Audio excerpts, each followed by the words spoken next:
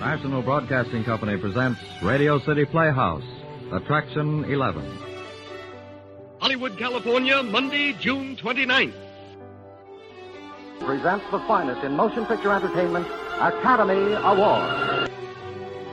From Hollywood, Skippy, America's largest selling peanut butter. Cary Grant, Katharine Hepburn, and Jimmy Stewart. The Lux Radio Theater welcomes you all.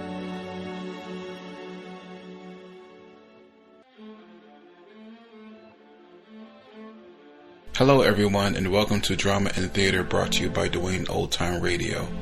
Before we get to today's drama, if you enjoy what I'm doing, let me ask you to subscribe to my channel. Subscribing is 100% free, and you will receive notifications on new posts. Lastly, if you have a moment, write a short 1 or 2 sentence review or give a rating on your preferred podcast service. A positive review or rating would help me out a lot. And now, on to the show. Oh yeah, and thanks for your support. I really do appreciate it. Hope you enjoy. Hello again, and Happy New Year, as I said on the previous post. I am posting 2 episodes today because I missed last week due to the holidays and spending some time with my family. Previous to this one was Lux Radio Theater. On this one, we are going to listen to Academy Award Theater. And they're going to do a story titled The Great McGinty. That was in a movie, I believe, The Great McGinty. This is the 4th episode from Academy Award Theater. This episode aired April 20th, 1946.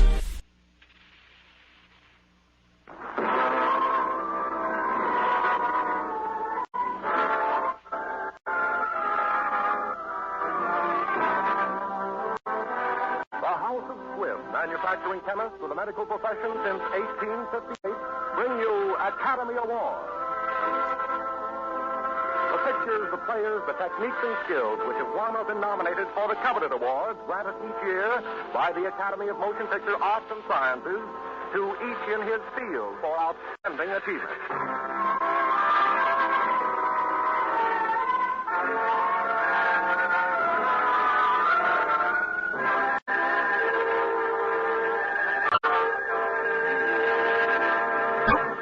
House of Squibb, makers of the great family of Squibb medicinal products, brings you the distinguished Paramount star Brian Donlevy in The Great McGinty, the original screenplay for which Preston Sturges won his 1940 Academy Award.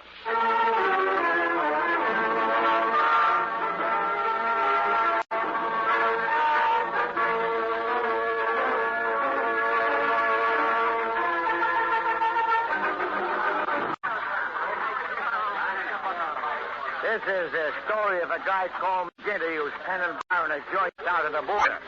This is the story of McGinty, his friends, and their brief day of glory.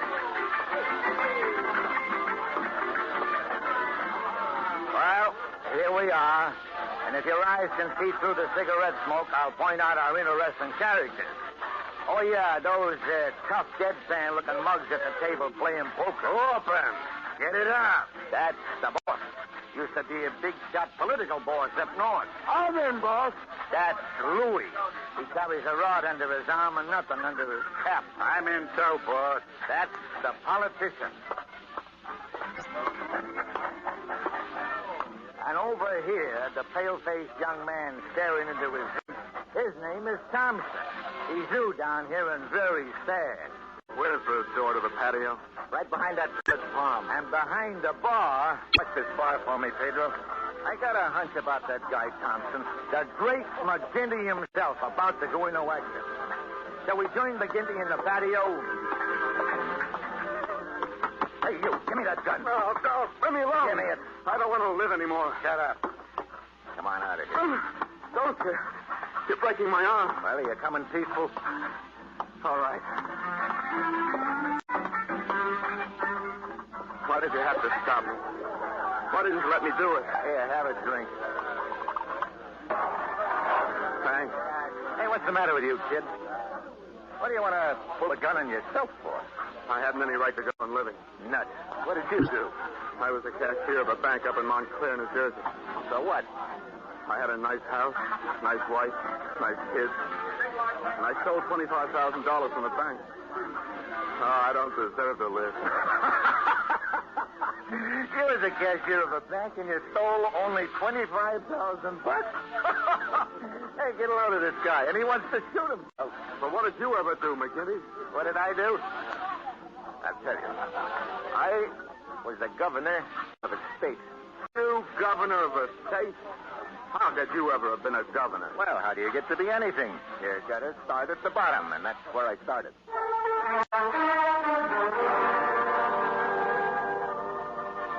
I got into town under a freight car. It's snowing, and I'm cold and beat, and I ain't been eating for 2 days, and I'm in a soup kitchen inhaling some broth when the politician ups to me. Good soup, huh?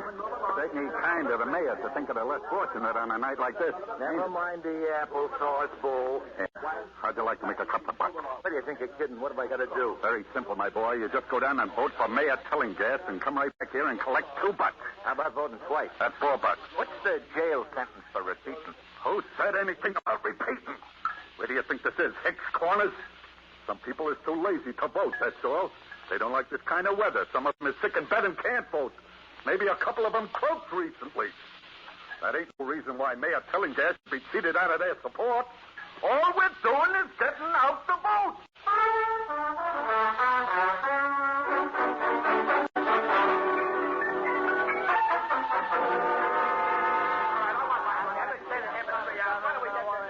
Hey, pipe down, you guys. The boss will be here any second. Now, what was you saying about that bum? I said that bum just voted 37 times, and I need the dough to pay him off. I don't believe a man can vote 37 times. I just said he voted 37 times. He couldn't vote 37 times. Who voted 37 times? Oh, good evening, boss. Good evening, Mr. Mayor. That lug there, cramming in the free lunch. Pay him off. See, Mayor, the kind of service we're giving you. Hey, you lug. Huh? Come in here. We want to look at you. Me? Yeah, you. Don't you know you ain't supposed to vote more than once? Who are you? A tough guy, huh? I guess you don't know where you are. No. And I don't care, neither. This guy kills me. Ah! He thinks he's me.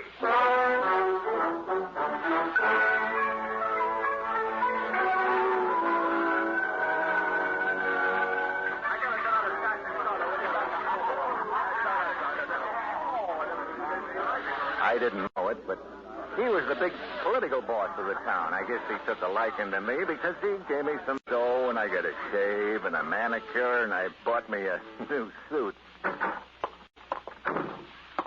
Okay, boss. Here's the lug. I got a new suit. Yeah, some suit. Huh? Looks more like this suit got you. Listen, you. Suppose you listen for a change. The reason you're alive and walking around in that horse blanket ain't because I like you, see. It's because I can use some nerve in my business. In the meantime, if you want to do some collecting for me, you got a job. You got 20%. I pay the hospital bills. Give me the list and shut up. Now, look. Your job is to collect for the protection I've been giving you. I'll collect, and when I do, I get 20%, and don't you forget it.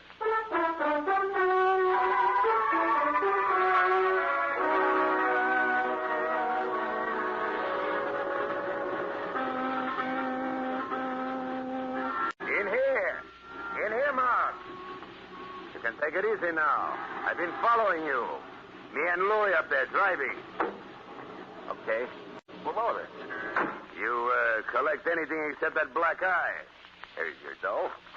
$250 and $5 and $400. That's $1,150 counted.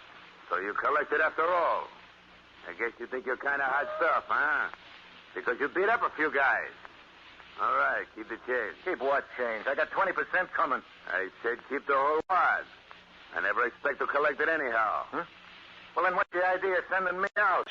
I'm glad you didn't disappoint me. What? For a minute, I thought you was going to say thank you. Me? You're a cod, you are. Yesterday, you were a bow on the bread line. Today, you got 1,000 berries and a no suit. If you can keep on like you've started today, there's no telling where you'll be tomorrow.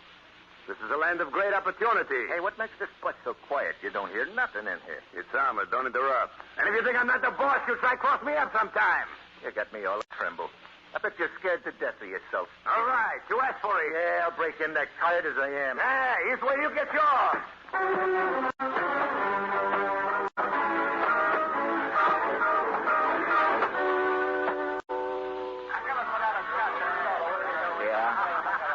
He always was a little muscle-bound. I could beat him to the punch, you know. Boy, but we had some Hannigan. I thought you said you were the governor of a state.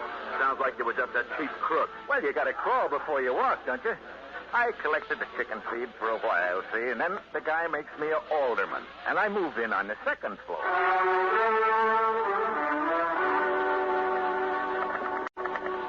Hello. I thought we was cut off. As I was saying, Tillinghast is dead as a doornail. We need a new face. Clean, typical American. Upright, dependable. Somebody we don't know too much about. What do you think of McGinty? Huh? Never heard of him, huh? Well, that's just what I'm talking about.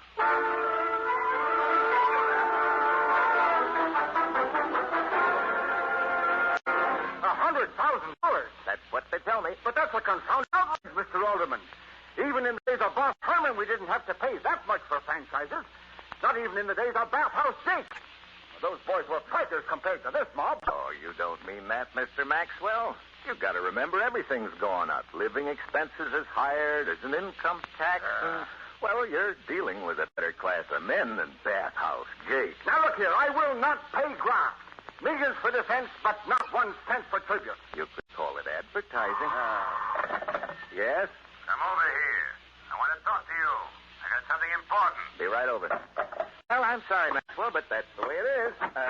Catherine? Yes, Mr. McGinty? I've got to go over and see the boss. I'll be back about 4. All right, Mr. McGinty. Now, just a minute, McGinty.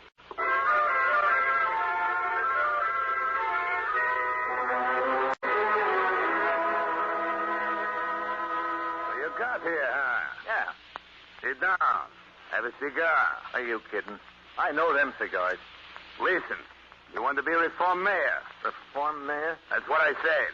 Well, what do you mean, reform mayor? What do you think it means?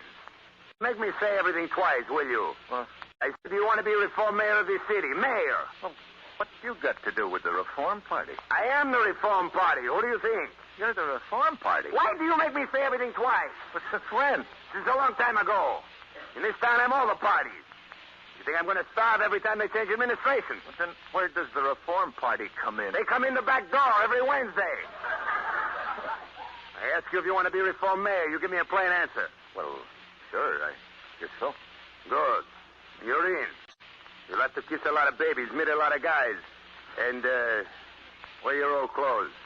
I don't want no dudes after that last one. And though you'll have to get married right away. What do you mean get married right away? What do you think it means? Do I have to say everything twice? Women vote. Maybe they don't know it. They don't like bachelors. Oh, they don't, huh? Well, if they don't like them, they can lump them. What's the matter with you? Are you not? No, I'm just playing hard to get. Darn you. Huh. Don't you know what marriage is? Don't you know that marriage has always been the most beautiful setup between the sexes? Don't you know it's a goat without the pants? Like a pig without a poke. Marriage is the most... Then why don't you try it? Because I ain't running for mayor. Yeah, well, I ain't either. Poke that in your pig.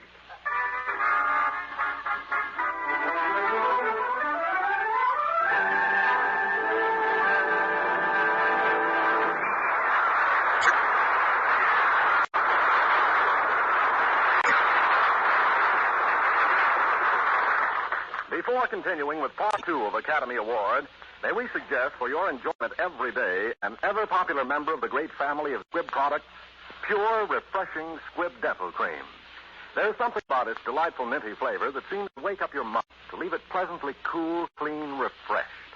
Look into your mirror, and you will see your own smile with all its natural sparkle revealed. For the active ingredient in pure Squibb Dental Cream is one of the safest, softest, yet most effective polishing agents known to dental science. It's just one more reason why you can taste, feel, and see the refreshing difference when you brush your teeth with Squibb Dental Cream. Use it regularly for a more attractive smile, a cleaner, happier mouth. Taste, feel, and see the refreshing difference. In just a moment, Brian Donlevy will be back with the second part of The Great McGinty. But first, we want to thank Paramount Pictures for making this story available. You'll be interested to know that you can soon see Brian Donlevy in Paramount's new Technicolor production, The Virginian.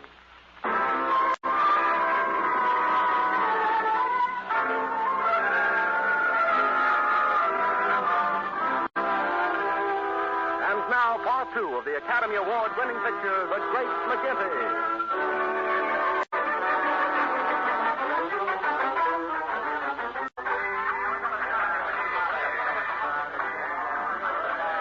You want another shot at this?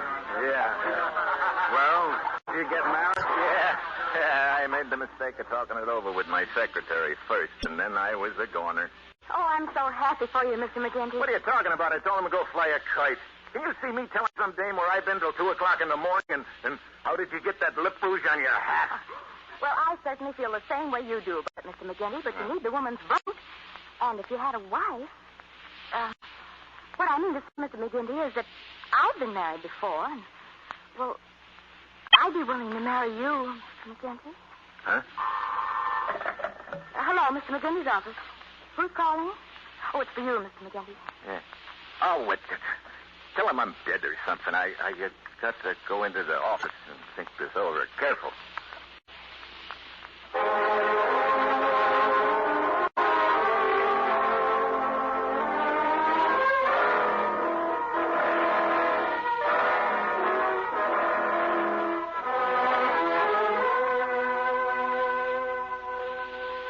We're legally married, aren't we? Really married? That's what the guy said. Mr. McGinty, I don't want you to think I've been concealing anything from you. Huh? There's no reason why I should. It's just that in the excitement... What? Sit down, Mr. McGinty. What's on your mind? It's just... Well, I think you ought to know if we're all going to have to live in the same house. Who's all? I've been meaning to tell you that... Well, I had 2 of the loveliest little children, and they have the cutest little dog. It's just that I knew you wouldn't mind being mayor and everything. I don't suppose you'll be home very much anyway.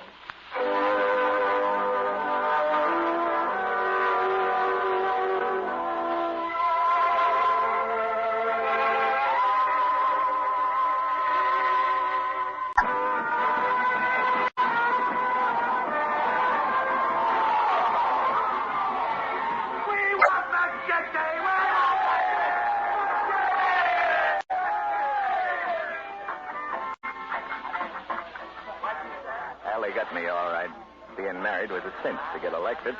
And Catherine wasn't a bad wife at all. For any guys, though, even though we didn't work at it for a while. But being mayor was a cinch. But when I got to thinking of being married, that was a lot tougher. Come in. Oh, Bessie, put it on the bed, Bessie. Did you wash out those other stockings? Not yet. Oh, Mr. McGinty, what are you doing in my room? Well, you know... Catherine, I was thinking, why don't we have dinner together sometime? Well, I'd be very glad to, Mr. McGinty. Anytime. You know, if you told anybody that we've been living here like this for 6 months and neither one of us ever give the other one a thought, they wouldn't believe it. That's right. Even if it was true, they wouldn't believe it. Well, it's silly. Yes, it is. I ain't never even kissed you. No, Mr. McGinty. That's silly, isn't it? Yes, Mr. McGinty. Well, what's the use of being silly? I'm your husband, ain't I? Catherine? Oh, Mr. McGinty.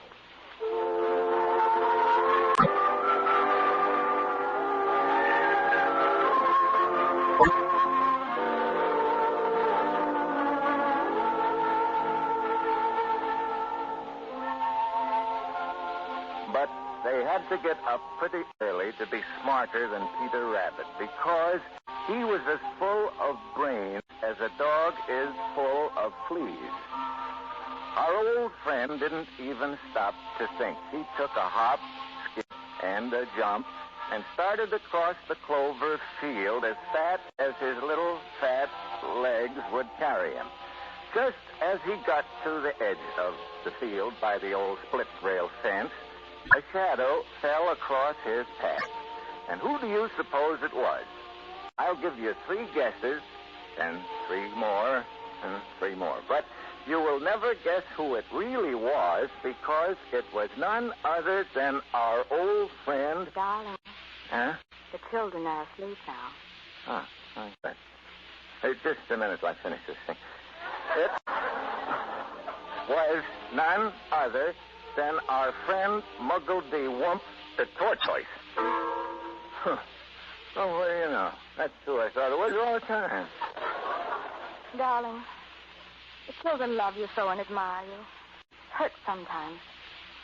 They think you're George Washington and Abraham Lincoln rolled together. Only finer. Hey, have you been drinking catnip? No, darling. No, I haven't.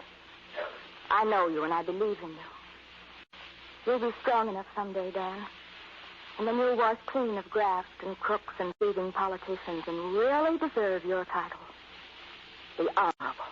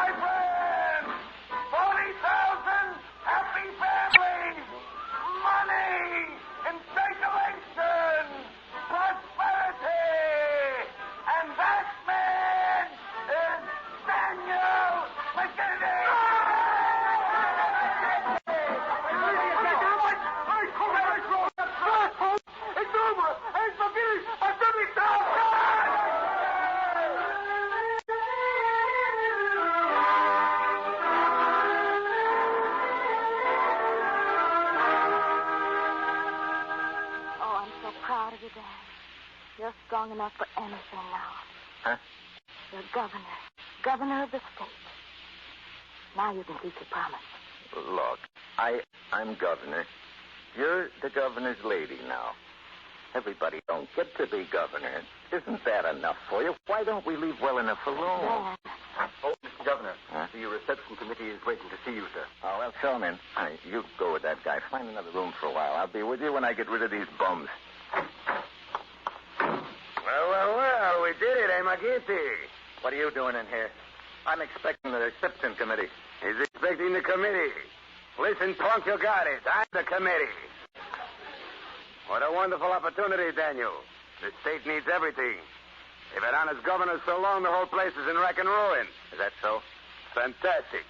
The roads, for instance, they're in terrible condition. In case of war, we'd be at the mercy. How could an enemy ever get to here? How do I know? Am I a general? Now, we'll start off with the new state capitol building. Maybe white marble. Or do you like pink? What do we need it for? Need it for? This one's got a crack in it. I like it. And I got to live in it. What are you trying to pull off? Look, there ain't going to be no dams and no bridges and no buildings the people don't need from now on. The people? Are you sick or something? I feel fine. And what are you trying to put over, you cheap double-crossing rat? After I spend $400 grand to put you in here. Look, here's the key to my safety deposit box. I'll pay you the rest out of my salary. What's all this talk? You're spouting like a woman. Aha, your wife, the cheesecake you married. Leave her out of this. There, I told you. You skunk. You double-crossing skunk. I'll give it to you for this. Oh, no, you don't. I'll put your soul. Hit me with a chair, will you? Have it. Governor, where are you? Oh, there he is. Under the table on top of the big guy. Was on top.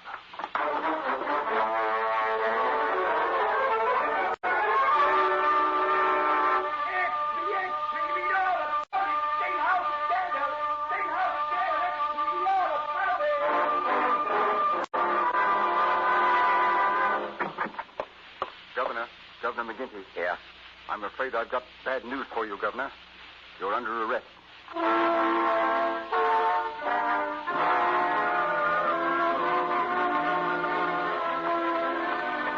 Put him in cell number 6, right next to the other one.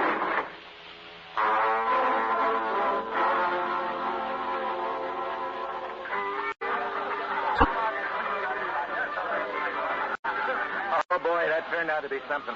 I said he tried to kill me. He said I tried to kill him. He said I was a crook. I said he was. Well, anyway, there we were, sitting on the hot seat in the cooler, side by side. Oh, Dan, I'll stand by you. I'll fight for you night and day. We'll lick them if it takes 20 years. Sure. Thanks for trying, honey. Well, good night, Dan. Good night, honey. And don't you worry about me.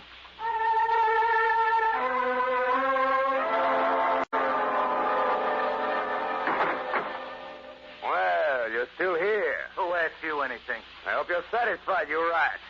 The first time I catch you alone, I'll bet your brains all over the yard. You and your little brother. Hey, quiet down there. Why don't you shut up? Set up your own trap. Stick a cork in it. Yeah. Jesus, the guard. Hey, quiet in there. Who do you think you are, you guys? Holy smoke, it's a politician. How did he get in that suit? Shut up. What's the big idea? Any more noise and I'll put you both in solitary. I got all the keys right here, and it'll be very simple. He's got the key. You said it. Now be quiet. Wait till it gets dark if you want to yell.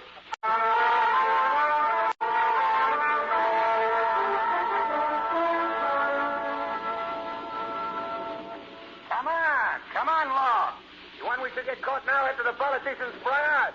They got a car on our side. I'll be right with you, horseface. Just let me finish this phone call. Catherine, I can't talk much. I got 2 mugs waiting for me. I couldn't stay in the jug. It wouldn't look right for you to have to tell the kids. I think they're wonderful, honey, and I wanted to tell you I left your key to the deposit box. There's something there I held out on you. So long, honey. Come on, we got a boat to catch. I gotta hang up, darling. I'm sorry it didn't work out, but you can't make a silk purse out of a pig's ear. Kiss the kids for me, will you? Come on, I said.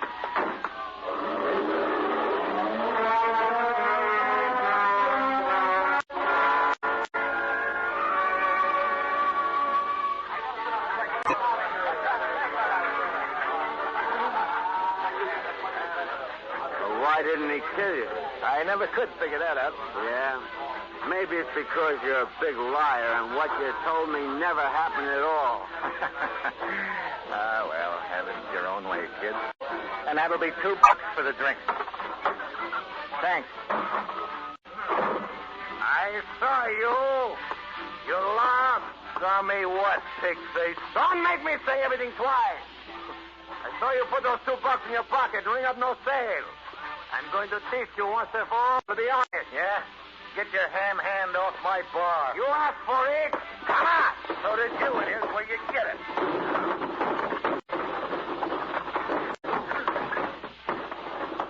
Hey, it's so quiet in here. Nothing but that music.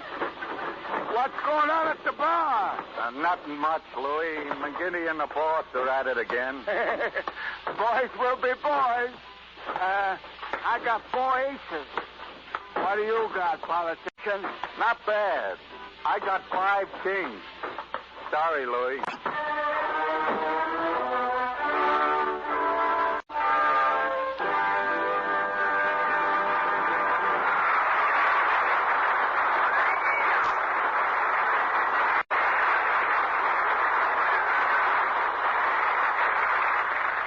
If you will look at any Squibb product, you will see that every package bears a control number. That number is the symbol of a painstaking way of working that safeguards every step in the production of every Squibb product. Every date, every test that is made, from the day raw materials arrive at Squibb to the day the finished product is in your hands, is recorded by the Squibb control number. It identifies every laboratory worker and every scientist involved in the making of a Squibb product. It helps to eliminate the risk of human error in all Squibb products, from life-saving drugs to pure Squibb dental cream. For no Squibb product is released until every detail of its history has been entered in its control record. It's just one more evidence of the quest for perfection that never ceases in the house of Squibb. One more reason why Squibb is a name you can trust.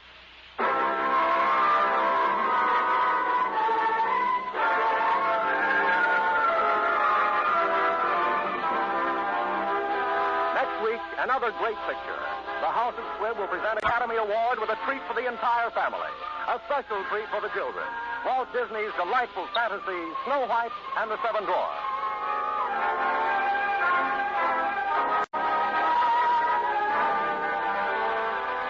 Paramount's The Great McGinty was written for radio by Frank Wilson with an original musical score composed and conducted by Lee Stevens. Our producer-director is Z. Engelbach. Paramount's current release is Kitty, starring Paulette Goddard and Ray Milland.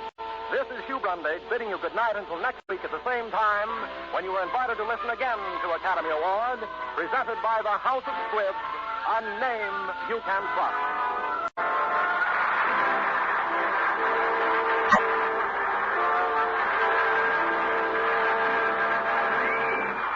This is CBS, the Columbia Broadcasting System. Thank you for listening, and I hope you enjoyed. As always, you can listen to my podcast on all podcast services. You can also go to my website, otr.duane.media, to listen to all of my podcasts. There's donation information, patron information, and more all on the website. The website is slowly improving. Thank you for your patience. It takes a while to update and add information to the website, but it's getting there. You can also find me on Instagram, duane.otr. You can also email me if you want, info@otr.duane.media. Hope you enjoyed, and until next time, stay safe, wish you well, and as always, peace.